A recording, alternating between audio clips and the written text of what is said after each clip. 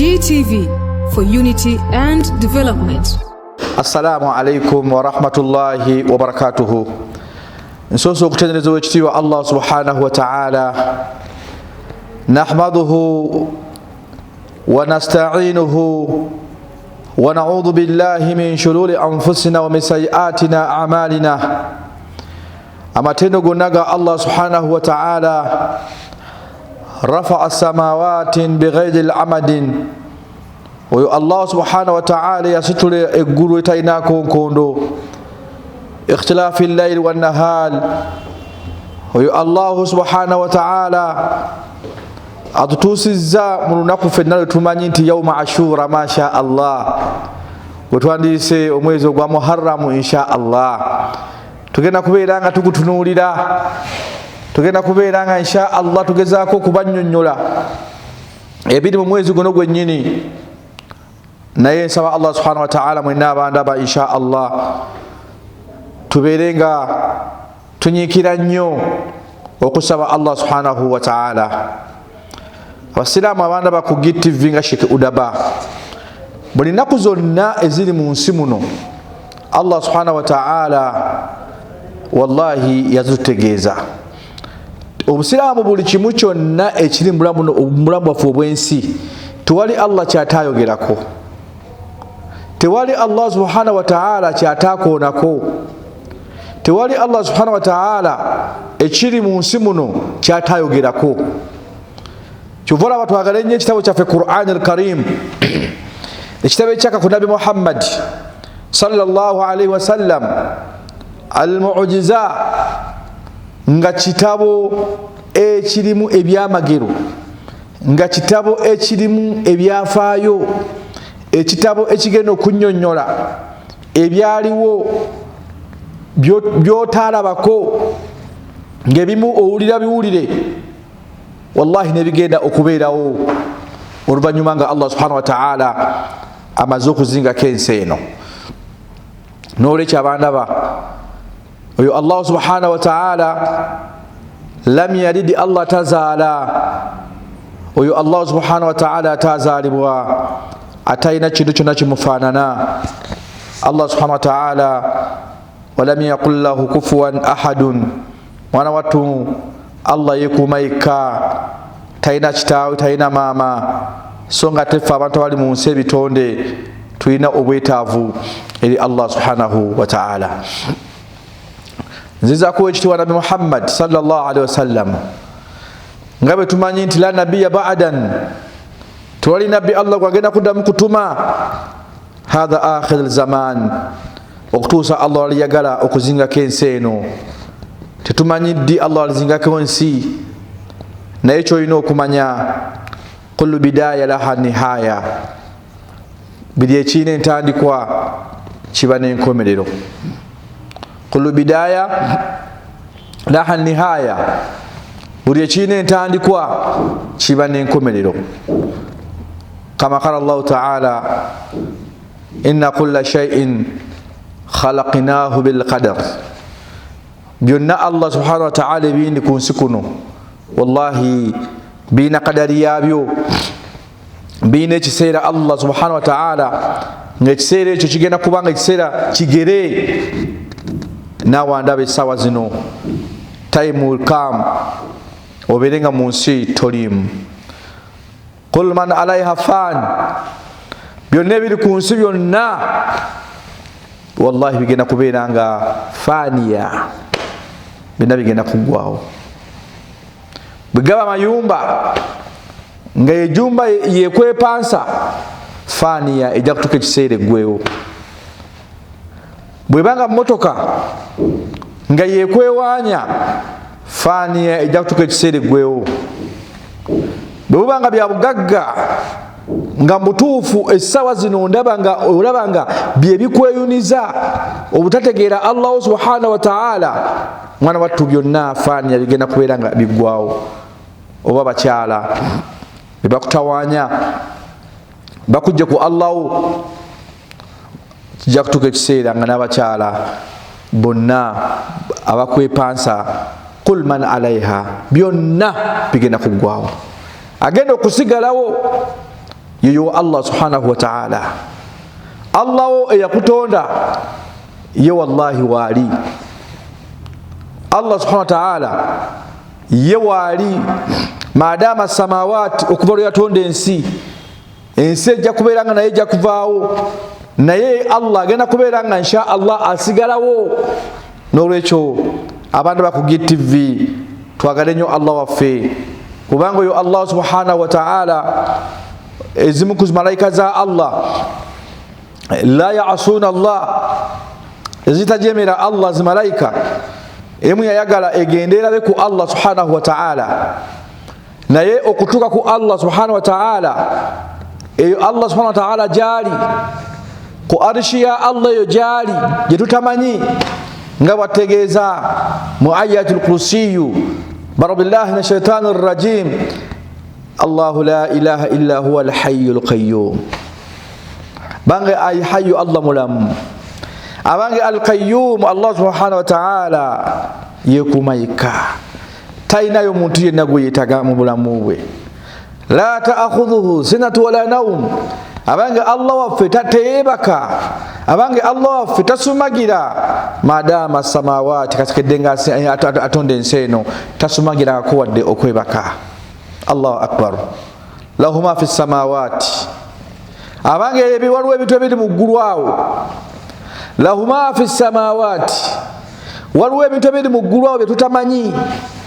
Nabi Muhammad sallallahu alaihi wasallam Qur'an eyo nga wogiraba nti mu'jiza al-Isra wal Miraj nabbi bwe yalinga agenzeko mu ggulu agenda asinkaneko Allah we aberenga afuna olukyala lwe yafuna asinkane w'ekitiibwa Allah subhanahu wa ta'ala bingi bye yalaba mu ggulu naye njagadde okutegeeza Allah subhanahu wa ta'ala ye agenda kusigalawo era gwe andaba ku GTV tasumagira teyebaka. Lahu ma fi waliwo ebiri mu ggulu awo betutamanyi waliwo ebiri mu ggulu erisooka waliwo ebiri mu ggulu eryokubiri waliwo ebiri mu ggulu eryokusatu waliwo ebiri mu ggulu eryokuna waliwo ebiri mu ggulu eryokutaano waliwo ebiri mu ggulu eryomukaaga waliwo ebiri mu ggulu eryomusanvu. Lahu ma fi samawati abange ebiri mu ggulu awo Allahu akbar asinga bimanya n'abitunyonnyola yowekitiibwa Allah subhanahu wa ta'ala nga bitegeeza mu Qur'an. Lahu ma fi samawati wa ma fi al-ardi wa ma fi al-ardi waliwo ebiri mu nsi muno oyinza okuba oyina wowangalira gwandaba ku GTV nga owangalirawo ku kyalo ng'owangalirawo wowangalira nga wokulidde naye nga totambulako mu nsi ya Allah subhanahu wa ta'ala. Njagaddemu nti wallahi eggulu lya Allah lirina ebyewuunyisa n'ensi ya Allah mulimu ebyewuunyisa ebiri mu ggulu gyebiri n'ebiri mu nsi mwebiri. Da al ayyam taf'alu man tasha amaaso go galeke gakoma ensi ya Allah si wekoma ensi ya Allah gireke egende ensi ya Allah nene waliwo ebiri mu nsi muno tutamanyi naye Allah teyebaka abimanyi byonna. Okumanya Allah subhanahu wa ta'ala wasa'a kursiyuhu samawati wal ardi. Allahu akbar. Arshi ya Allah kursiyu entebe ya Allah subhanahu wa ta'ala wasa'a kursiyuhu samawati wal ardi. Entebe ya Allah namulondo ya Allah Allah kwali yenkanankana ensi Allah neggulu. Allahu akbar. Bali tutenyo Allah bimaana wasa ensi wasa'a samawati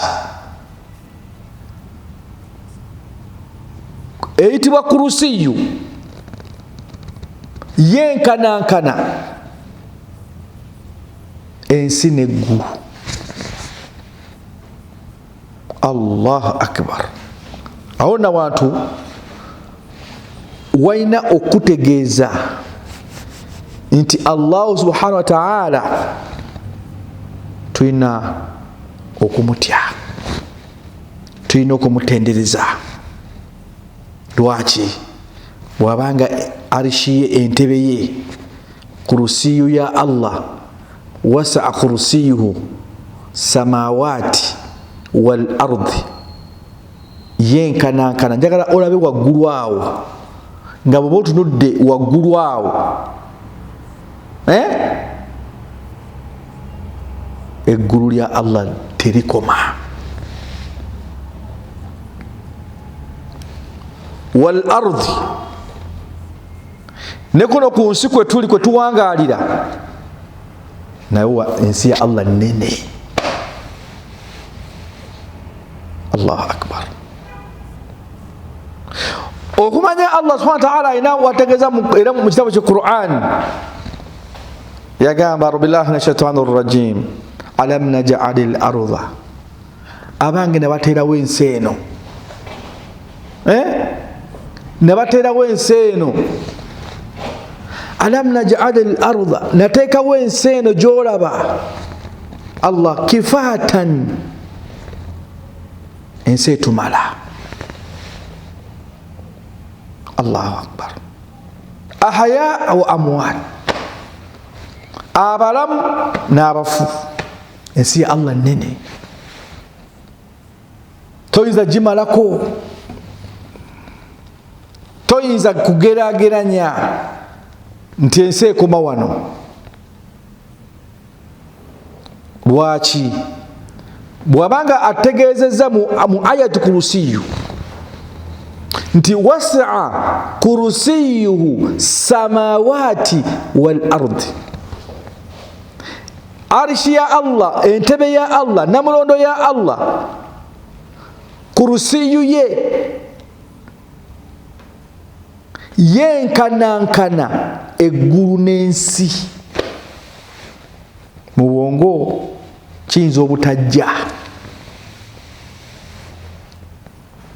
kubanga yennanyini nsi eno biyadihi lmulku wa huwa ala kulli shay'in qadir, byonna abirina. Ibn Abbas bwe yali avunula wasa'a kursiyuhu samawati wal ardi, kigambibwa nti lahu maafi, ebiri mu ggulu, wa maafi l ardi, n'ebiri mu nsi muno, olw'obugazi bwa arishi ya Allah subhanallah, olw'obugazi bw'entebe ya Allah, namulondo ya Allah kwali.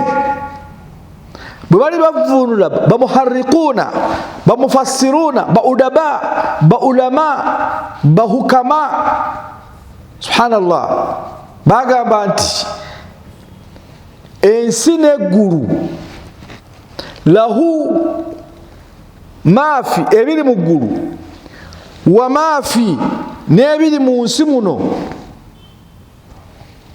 olw'obugazi bw'entebe ya Allah, arishi ya Allah gyendiko, tahati, ensi n'eggulu biri tahati, biri wakati mu ntebe ya Allah subhanahu wa ta'ala. Ekitegeeza andaba ku GTV, bw'abanga atugambye nti entebe ya Allah, arishi ya Allah yenkanankana ensi n'eggulu, kati ate ne bajja ne bavunula ba Ibn Abbas, bamufassi Ibn Abbas okutugamba nti lahu maafi, ebiri mu ggulu, wa maafi l ardi, n'ebiri mu nsi. Njagala otunuulire ebintu ebiri mu nsi, waliwo bye tutamanyi. Sooka otunuulire Afrika yokka, nga bonna bagenda mu nsi ndala.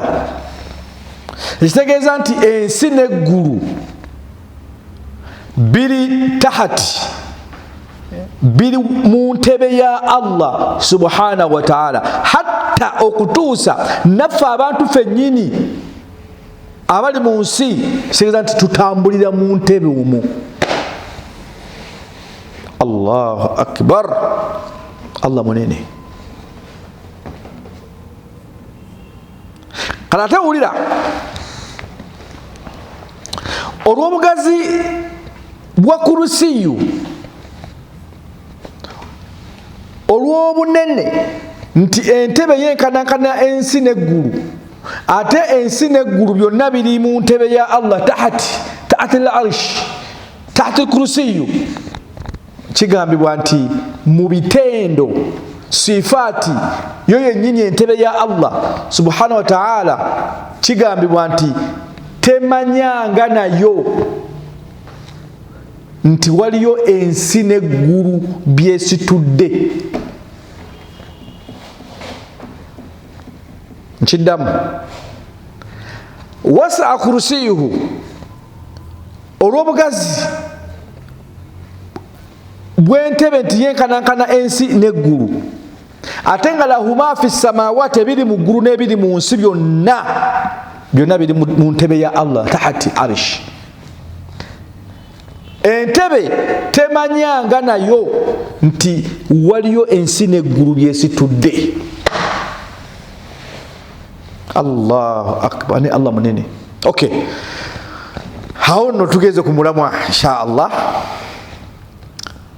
Tuli mu lunaku olulungi ennyo lutwandiise al Muharram,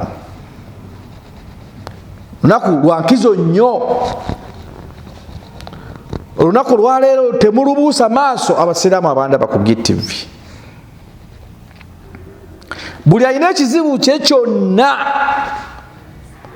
yawma ashura, olunaku lwaleero lwe tulimu, lwoteekeddwa okubeera nga buli kizibu kyonna kye weetaaga kisabe Allah subhanahu wa ta'ala. Abasiraamu bakadde baffe ab'edda bamanyanga embeera, naye ffe tetumanyi, duniya tumazeewo. Kyova nti ebizibu bituyitiridde nga bingi, nga tebiggwaawo ku kizibu, yongerako kizibu, kubanga ensi tugitambula mu butambuzi, tetusitopingamu kulowooza nti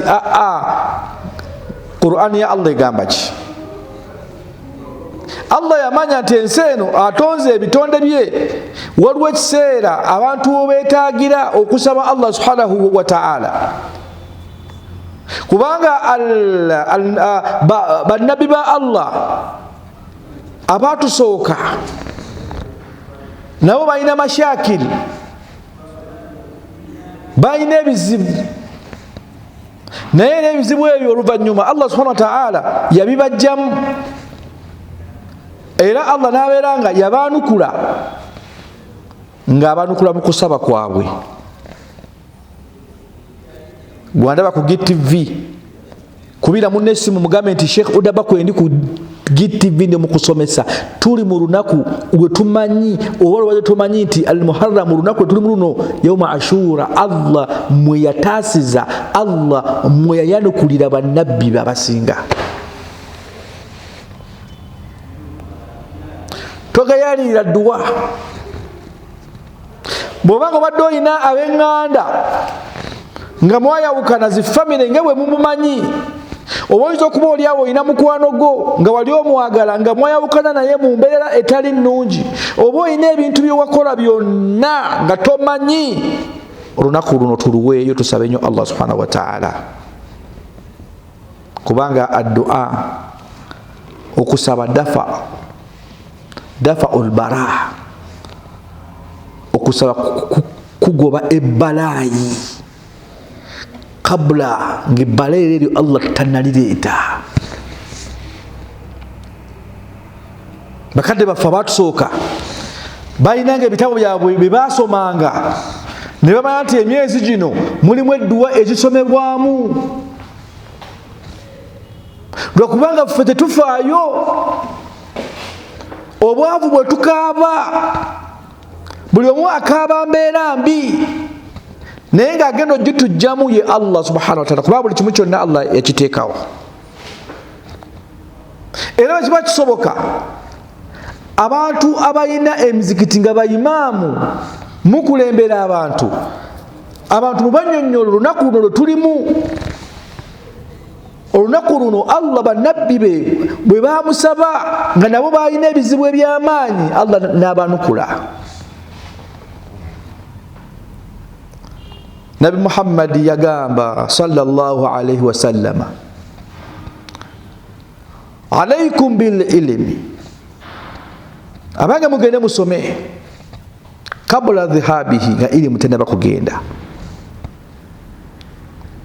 Qila ya Rasulullah kaifa dhihabul ilm, nabi bamubuuza ilimu egende etya? Nabagamba nti dhihabul ilm, ilimu egende etya nga te ilimu ewandiikiddwa mu bitabo. Kaifa dhihabul ilm, ilimu egende etya nga ilimu mu bitabo mweri? Nabagamba nti dhihabul ilm, ogenda kwa ilimu, okusanawo kwa ilimu, okuggwawo kwa ilimu, mautu ahalihi, Allah kasitatta abamanyi. Allah kasitatta abamanyi. Ebitabo tubirina era mwebiri, naye ekitabo kirina kiyinza okuba nga jjajja ne jjajja ne jjajja nga basomanga ekitabo ekyo, naye nga wako kiraba bulabi tomanyi nti ekitabo ekyo kyolina kirimu edduwa ez'amaanyi.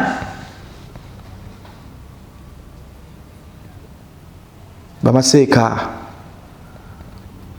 abamanyi embeera ng'ezo n'abasomanga ebitabo ng'ebyo, Allah agenza abajjawo. Kati Allah bwe wajjawo abaseeka, Allah natta abamanyi, ababamanyi ebintu, kwe kubonaabona kwaffe mu nsi.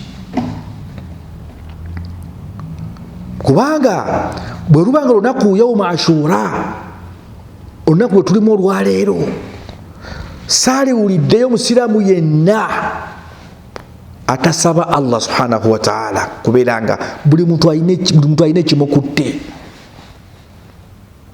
buli muntu alina ekimunyiga,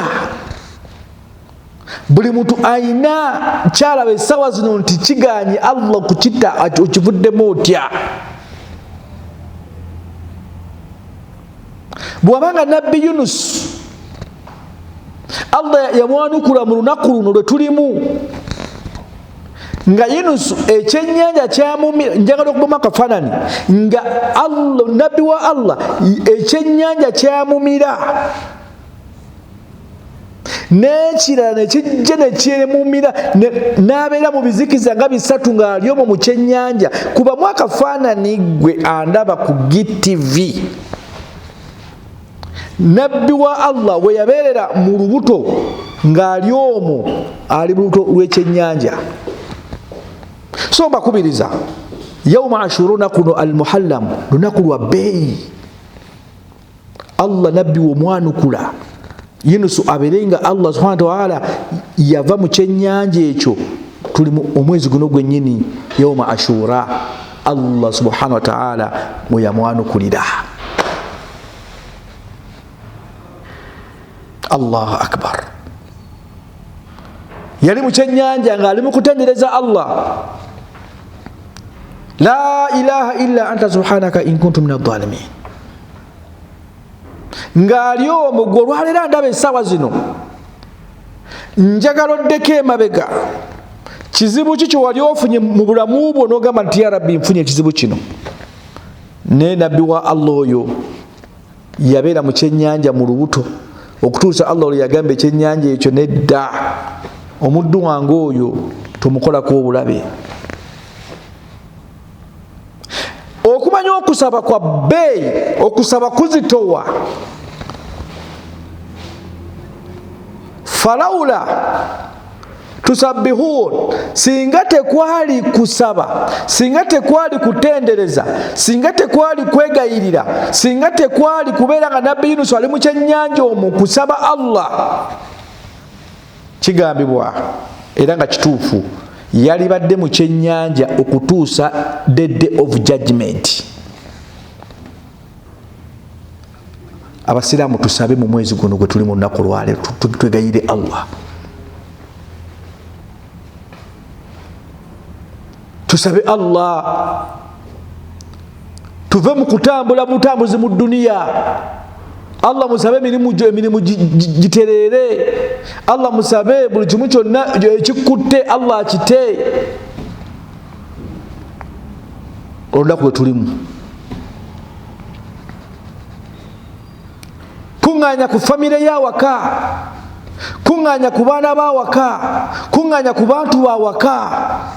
Lwaki? Olunaku lwe tulimu Allah we yanukula bannabbi be bengenda okuwaako insha Allah. Kyennyanja ne kiwandula nabbi wa Allah subhanahu wa ta'ala. Allahu akbar. Genda ku nabbi wa Allah subhanahu wa ta'ala, Nabi Ibrahim. Allah yamwanukula, Allah namusaasira olunaku n'olwennyini. Namurud oba Nimrod eyali kabaka mu biseera ebyo, bakwata nabbi wa Allah Ibrahim ne bamuteeka mu muliro, ne baleeta enku, ne basima n'ekinnya, ne bateeka nabbi wa Allah Ibrahimu n'abeera mu muliro ogwo, naye nga wallahi baagala kumwokya. Ibrahimu abeera mu muliro nga bamwokya, naye nga omuliro guggwawo bugwi, naye nga omuliro teguyina kye gukola ku nabbi wa Allah subhanahu wa ta'ala. Olw'ekiragiro kya Allah, olwa amuri ya Allah subhanahu wa ta'ala, idha arada, Allah bw'abanga yagadde, nga Allah ayisizza ekiragiro kye, nga Allah ayisizza amuri ye, fa idha arada shay'a, Allah agamba bugambi kibe ne kiba.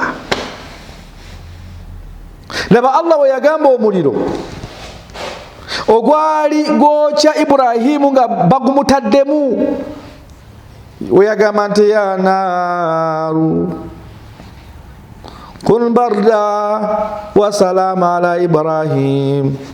Allahu akbar. Allah yagamba omuliro, ya naaru owange muliro gwe, kun bardan wa salama ala Ibrahim, beera mirembe, beera munyogovu. Omuliro Ibrahim bagumuteekamu, naye nga Allah ayisizza ekiragiro kye, nga Ibrahimu enku ziggwawo, ng'omuliro guggwawo, naye nga Ibrahimu ali muliro, omuliro nga teguyina kye gukola Ibrahimu, naye nga Allah ayisizza fatuwa ye, Allah ayisizza ekiragiro kye mu mwezi guno gwennyini gwe tulimu. Ibrahimu Allah subhanahu wa ta'ala we yamuwonya, Allah we yamutaasiza ng'omuliro wallahi tegwina kye gwakola ku Ibrahimu. Njagala gwe ebigambo bye tusomesa, omanyi Umar ibn Khattab yagamba, man yakra'u tarikh, buli lw'osoma ebyafaayo omutima gw'omuntu guba mukakkamu. Waliwo khamsatun muthbitatun fi waqti fitna, khamsatun muthbitatun fi waqti fitna, waliwo ebintu ebijja ne bikukwata mu kiseera nga bikukutte, ogenda bivaamu otya? Kaifa nuwajjihu almashakil, ogenda kubirwanyisa otya? Nga tuddayo qiraatu sira, okusoma ku byafaayo abaatusooka babiyitamu batya. Yesu lwaki nayita Sheikh Udaba? Kubanga ba Udaba nakugamba nti Udaba kitegeeza humul ladhina yanquluna lana وتجارب الحياة وعاشوا فيها. مفهوم؟ بأودا بابي بانتو abakuleetera abakusomesa abakugirayo embeera bannaffe gye baalimu nenjikuleetera nenjikunnyonnyola ng'embeera eyo bagiyitamu era ne bagiwona. wayankuruna lana watajarib, nga experience bagirina era nga mu experience bafunamu ebizibu, ate nga waashu nga bawangalira mu mbeera eyali ey'amaanyi ennyo. Oluvannyuma embeera eyo ne bagiwangula ne bagivaamu. Kati kyetugamba Ibrahimu yabeera mu muliro, Allah n'ayisa fatuwa, Allah n'aleeta ekiragiro n'agamba nti qul bardan wa salaaman ala Ibrahim. Allahu akbar. Allah bw'atyo yanukula Nabi Ibrahim yauma ashura. Abasiraamu tusabe,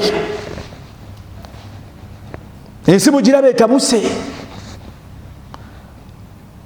Tuli mu nsi nga tuwangala n'abantu emitima mikyamu, tuli mu nsi nga tuwangala n'abantu ng'abantu babi, tuli mu nsi nga tuwangala n'abantu ng'abantu embeera buli omu ensagira walulwe.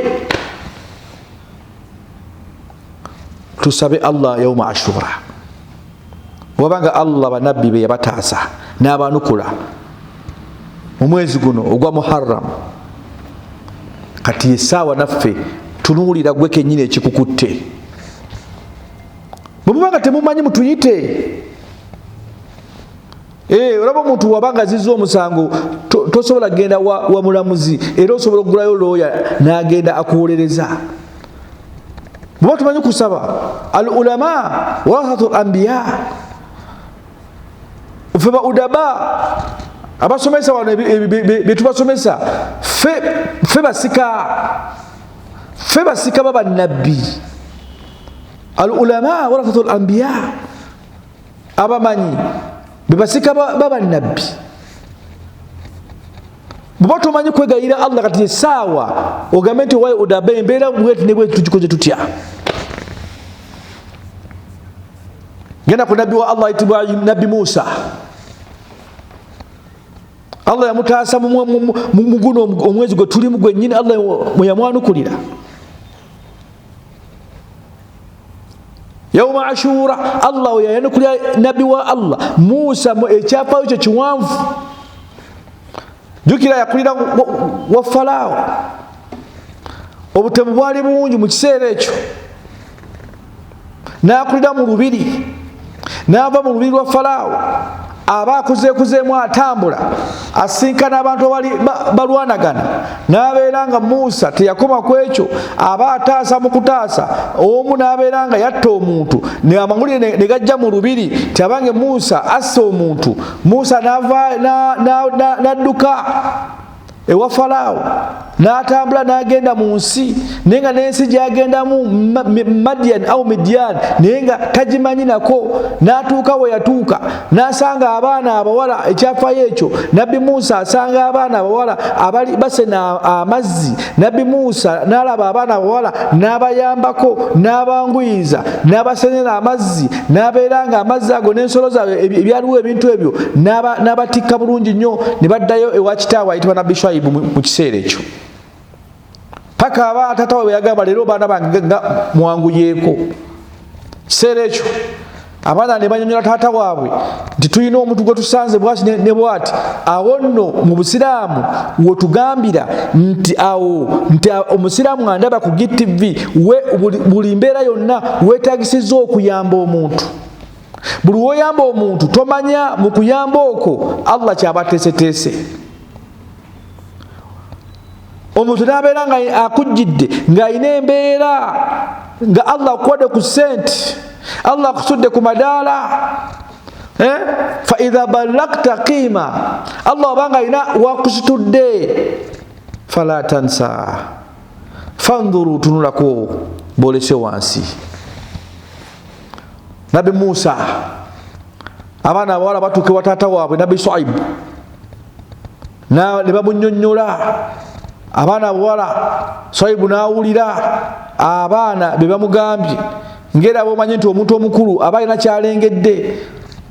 Wadibu yagamba dhula aqil yakfi ishara, dhula aqil yakfihi ishara, owamagezi balaza mulaze. Tata w'abaana abo abawala Nabbi Musa munsi muyali abaana kasita bannyonnyola taata waabwe nabagamba kale mugende mumuyite ofuna bulungi. Ne bajja ne basanga Musa ne bamuyita. Abaana balina ebigambo bibagamba taata, naye nga kigambibwa kwaba abaana abawala kwaliko eyali agudde Musa nga kwegamba amwegombye, ayagala amuwase, ayagala amufumbirwe. Paka ekyafaayo bwe kigenda mu maaso. Bwatyo Musa bwe yatuuka ewa Nabi Shuaib, Allahu akbar, namunnyonnyola obuva n'obuddo, namunnyonnyola embeera twatugende. Nabbi wa Allah ayitibwa Shuaibu n'agamba Musa, la takhaafu wala tahzanu, Musa totya, kasita wano wootuuse masha Allah. Musa n'abeera nga bwe yatuuka ewa Nabi Shuaibu n'aweebwa omulimu ogw'okulunda embuzi. Kati gwatagala kukola mulimu gwonna, nkulaga Nabbi wa Allah Musa omulimu gwe yakola gw'onyooma golowooza nti okulunda kw'abantu abali awo bannange okulunda kulimu ssente. Nabbi Musa n'alunda ebbanga libapatana, era paka ebbanga ulyaggwako, era namwongera ebbanga eddala insha Allah, era paka emyaka 2 ujjaggwako. Ne babeera nga Musa bamusibirira embuzi n'omwana omuwala bamumuwa, ayagala ddeyo ate ewaabwe. Musa aba atuuka mu kkubo, kasitole ka Musa kawanvu, aba atuuka mu kkubo. Musa agenda okulaba ku lusozi, alabayo ekitangaala, alabayo ennuuru, ate nga mukyala we kigambibwa embeera, kubanga ensi z'Abawarabu muzimanyi. Allahu akbar. Kubamu akaseera embeera eyo yali efaanana etya? Kubamu akaseera ako mwe batambuliranga mu biseera ebyo ng'obudde bwa butiti, embeera ya mpewo, kuba agenda ku lusozi wa Tiini wa Zaituni wa Turi Sinina. Musa agenda kufunayo ekiyitibwa obubaka, agenda kufuna obubaka obuva eri Allah subhanahu wa ta'ala.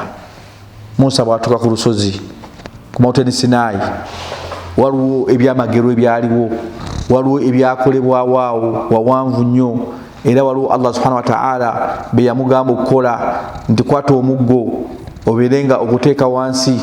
Jjukira nti omuggo ogwo Nabbi Musa gwe yali akutte yagujja eno ewa Nabbi Shuaibu gye yagujja.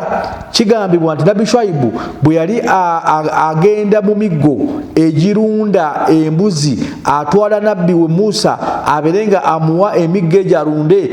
Kigambibwa nti omuggo gwajja gutambula mu miggo egyali mu sitowa, gwajja gutambula omuggo ogwo ne gugwa mu ngalo za Nabbi wa Allah ayitibwa Musa. Era mu kiseera ekyo Shuaibu naye n'amanya nti ono nno ayinza okuba aliko alama, ayinza okuba alina mu'jiza, ayinza okuba alina ebyamagero. N'olwekyo gwandaba essaawa zino, any time embeera gy'olimu osobola okugivaamu, okubonaabona si kwe kufa. Odaba yagamba amrani au amraini, ebintu bibiri, sayaj'aluka hakiman,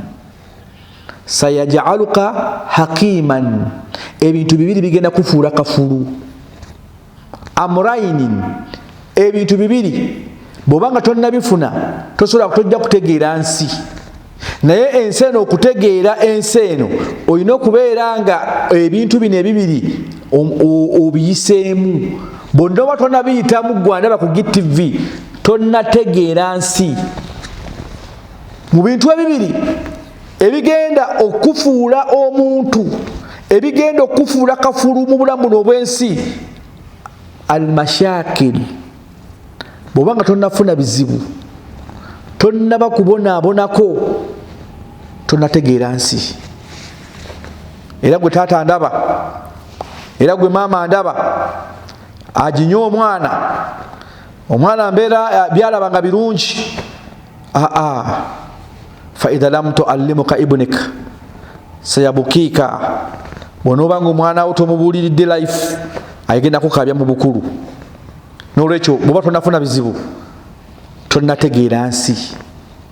Okubonaabona kwa nabbi wa Allah ayitibwa Musa, golowooza nti yali abonaabona, naye nga mu kubonaabona okwo Allah agenda insha Allah kumwonya ebizibu byalimu.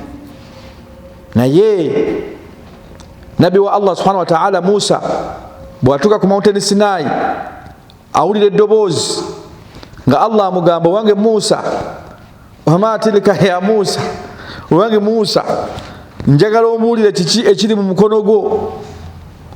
Allahu akbar. Mu mukono gwa nabbi Musa jjukira mwalimu omuggo, era jjukira Allah n'amugamba, Allahu akbar, omuggo ogwo n'aguteeka wansi.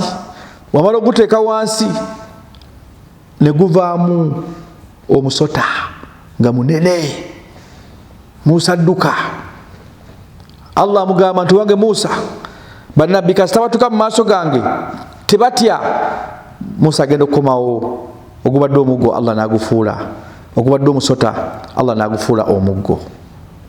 Gwe njagala olabe ebyamagero ebyo, mu'jizaati ezaali awo. Olwo Allah amugamba nti ebyo genda ewa Falaawo. Omusajja Falaawo kabaka gwamugambako gendako gye yakulira, ate jjukira yattayo n'omuntu. Kyetukugamba gwe atulaba ku GTV, Abaganda bagamba gy'ova toyombye gy'otera okudda. Abantu tugenda ne tubeera mu nsi muno, ne tubeera mu bifo bye tubeeramu, ne twogera ebigambo, ne twogerera bannaffe, n'ova woovudde obadde owangaalira, naye nga woobadde n'oyogererawo ebigambo ebibi, naye jjukira nti wooyogerera ebigambo ebyo Allah asobola okukola ensi bw'eti nga olina okukomawo, ate nga woobwe balina okuyambira. Allah yagambye Nabi Muhammad sallallahu alaihi wasallam, yamugamba nti wasbiru ala ma yakuluna, gumiikiriza wadde bakuvuma wonna wooli gwe gumiikiriza, wadde bakola ebikyamu gwe gumiikiriza. Namugamba nti wahajiruhum hajiran, beera ng'osenguka olusenguka, senguka mu kifo ogende mu kifo ekirala. Wano woobadde okolera, wano woobadde owangaalira, lwaki oyonoonawo?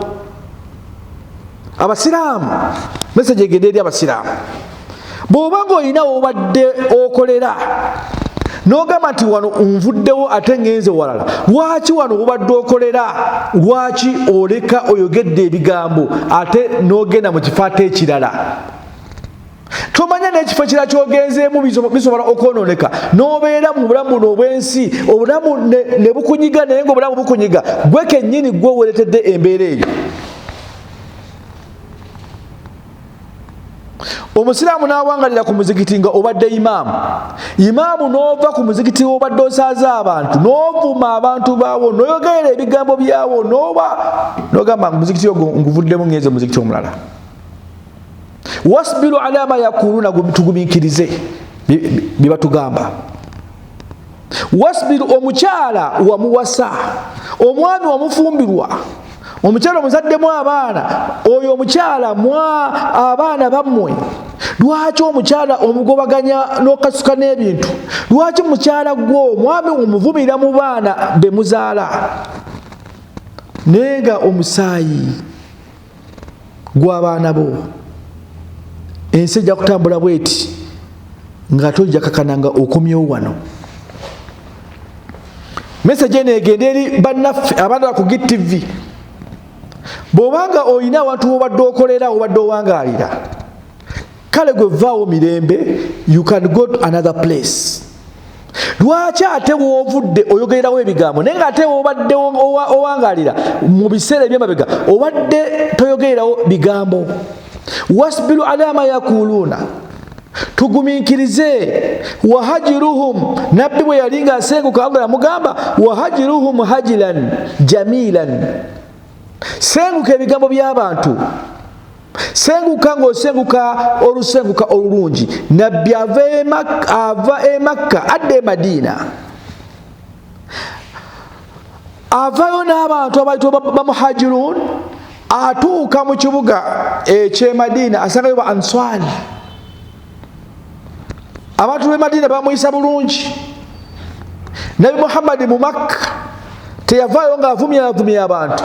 Nabbi mu Makka teyayomba n'abantu. Nabi Muhammad yasenguka olusenguka nga lulungi n'ava mu Makka, kubanga Allah yamanya nti wadde bakuvumye wa anta hillu bihadha albalad, kubanga Allah yamanya Nabi Muhammad ekibuga Makka mwazaalibwa. Kati gwe lwaki ova awantu obadde owangalira n'ogamba nti wano nvuddewo ngenze ku mukutu bwe guti, nvudde wano ngenze ku kyalo bwe kiti, ngenze gundi, naye ng'olese ovumyevumye abantu. Naye ng'abantu obadde owangalira, obadde wali tovuma, naye n'ogamba nti nvudde wano ngenze.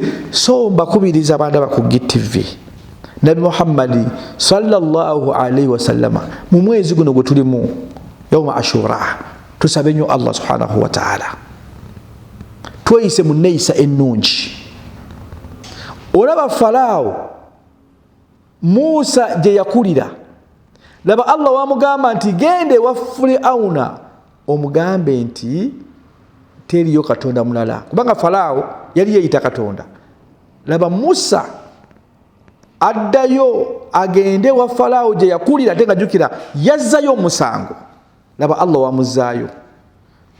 Awo njagadde nduwewo katono nti bannange, awantu we tukolera, awantu we tuwangaalira, ebigambo bibeere bitono. Idha taaba alqalam taaba alqalb, ebigambo bibeera ebirungi, emitima gy'abantu gitereera. Idha taaba alqalam taaba alqalb, inna alkalama lafi af'adin wa innama ju'ila lisan laha albayan. Allahu akbar. Allah yaddira ebigambo n'abikweka. Allah naddira olulimi luno lufulumye ebigambo. Kale obadde wano ku kitebe, obadde ku Supreme Council, obadde owangaalira, kambawo example eyo. Era ku Supreme wano nga bamanyi nti alhamdulillah wano wobadde. Kale niwabawo obutakkaanya, kubanga buli omu alina entegera ye. Kati ate wano woovudde n'ogamba nti kaŋŋende ate awantu awalala, wano ABCD no, ate wano woowadde n'oyonoonawo, ate n'ogenda awalala, ate era tomanya nti eri gy'ogenze era nayo biyinza okuzibuwala, ate oyagale okukoma weeno wayonoonayo nga tekikyasoboka. So almar'u bi asghalayhi, ebintu ebinyomoola omuntu mu nsi biri ebintu bibiri, kalamuhu wa qalbuhu, omutima gwo n'ebigambo bye bikuvaamu. So Musa bw'atyo Allah yamuwonya mu mwezi guno. Falaawo amunoonya wawanvu nnyo, njagadde kubuukawo olwakadde. Musa atuuka ku Red Sea, Falaawo amuliko amugoba n'abalala abali bamugoberera. Musa atuuka ku Red Sea agamba ayi Allah, abaddu bo bangoba. Nabbi Musa yali alina omuggo, nja kusomesa ku muggo ogwo insha Allah. Allah yamugamba wange Musa, kiki kyolina mu mukono gwo? Aswaya. Musa nakwata omuggo n'akubako ku nnyanja. Laba Allah omuggo, ennyanja ne yeekolamu amakubo 12 nga wakalu, ennyanja ne yeeyawulamu, amazzi ne gadda. Laba ggwe, amazzi ne gadda sayidi ne sayidi, wano wasigala nga wakalu. Musa n'akwatako n'ayingira ennyanja. Allahu akbar, la ilaha illa Allah, Allahu akbar. Musa asomoka, bw'amala okusomoka Falawo nayajja. Falawo yagana ayingire ennyanja n'abalala abaliko Allah nalyoka azingako ennyanja. Omwezi guno Allah Nabi Musa mwe yamwanukulira. Allah Nabi Musa mwe yamutaasa. Abanda ba ku GTV tuteekewo embeera eyo. Abaffe tusome ku maduwa. Abaffe tuteeke embeera eno Allah atereze embeera. Abantu tuli mu mbeera tuvumagana tukola tutya. Abantu tubazze emitima. Nga Falaawo Allah yamuzikiriza, Allah n'ataasa nabbi we ayitibwa Musa n'amutaasa mu mwezi guno gwennyini ogwa yawma Ashura. N'olwekyo tusaba Allah, tusabe Allah atutaase kubanga ebizibu bingi nnyo bye tulina. Mashakiri bingi nnyo, ensi yaffe eterere. Ulira entalo eziri mu nsi. Mu bannaffe kasikedde nga balwana. Ezo entalo z'olaba zizze emabega. Waliwo asbabul hurub oba asbabul fakil. Entalo zireeta obwavu. Omuntu abadde nga mugagga olutalo lukuzzayo buto. Omuntu abadde azimbye ebizimbe bye olutalo lukuzzaayo n'odda ku zero. Omuntu abadde akoze ssente ze olutalo lukuzzaayo embeera n'ebeera nga mbi. So kakati tusabire ensi. Yes, twagala change. Change, yes. Change esobola okubaawo. Naye change okubaawo kwawo gye twetaaga ddala embeera egenda kubeera nga bweri. Kubanga asbabul hurbu thalatha, ensonga ezeeta olutalo ziri ensonga 3. Emmaali, obukulembeze n'omukyala. Obolaba ng'obutono. So mbakubiriza bannaffe be mulaba wano balina ensi zaabwe nga ziteredde. Abo be mulaba Basomali, abo be mulaba abala simanyi abagundi abala be mulaba abensi abavudde mu nsi endala bali mu nsi yaffe muno, naye nga nabo bali mu nsi nga ensi eteredde bulungi. Afuna bulungi. Kati amawanga tulina amawanga mangi ag'enjawulo agava mu nsi endala tuli nago muno, naye nga nabo bali bamanyi nti alhamdulillah ensi zaabwe zaali nnungi, ne bwagenda okukeera ku makya ng'ensi etabuse. Naawe ndaba busobola okukeera ku makya Uganda mwoli essaawa zino n'olaba ng'emirembe egiri mu Uganda, n'otasaba Allah kubeera ng'ensi agira akyagitaddemu emirembe gye tulina. Busobola okukeera ku makya nga byonna ebyobugagga by'olina nga byonoonese. Abantu entalo zayonoona ebintu byabwe. Genda otule n'abantu ku mulembe gwa Amini. Genda otule n'abantu abaliwo ku mulembe gwa Rutwa. Genda otule n'abantu abaliwo ku mirembe gyatusooka. Olabe nti bakugamba nti olwo entalo zayonoona ebintu byaffe. Uganda olwaleero yeetagisa kusabibwa. Bwe kiba kyetagisa tuteekewo mu miziki tusabe Allah. Kubanga gwandaba essaawa zino awo wowangaalira busobola okukeera ku makyanga ga maka g'oweewala nago. Wallahi nga maka g'owangaalira mu nsi nga wava muno ng'oli Sudan. Busobola okukeera ku makya g'obadde wangaalira mu Uganda wallahi ng'oli mu nsi ndala. Lwaki? Lwakubanga tuli mu mwezi yawma Ashura, tetufuddeyo kusaba Allah subhanahu wa ta'ala kuba bannabi ba Allah yabaanukula mu mwezi guno gwe tulimu. Nkubiriza abasiraamu tuddeyo ku nkola z'abakadde baffe. Bakadde baffe bategeeranga buli mbeera yonna eyabeerangawo, ne bamanya nti yawma Ashura olunaku bwe ruti kusabiramu Allah.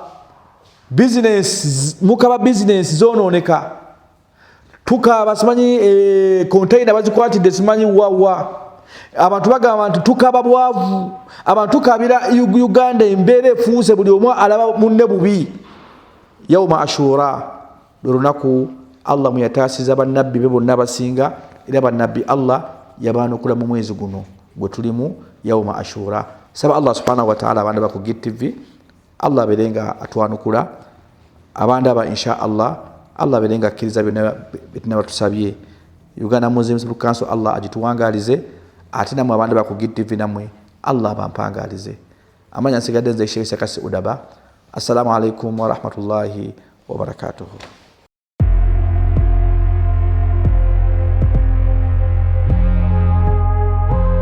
GTV, for unity and development.